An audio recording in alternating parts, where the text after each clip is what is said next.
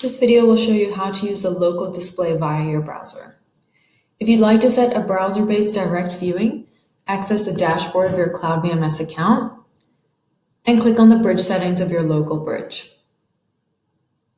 Once you're in the bridge settings, click on Local Display and enable Local Display via your browser. You can simply then drag across the layouts that you'd like to view via your browser. Click to save those settings. Once you've saved the settings, go back into your bridge settings and access the IP address of that bridge. You can then use your login credentials to log into the browser, and here you'll be able to view those cameras via your browser. If you'd like to, you can also flip between the different layouts that you've selected, and you'll have a different view. If you click on any of these videos, it will take you to that full resolution live video.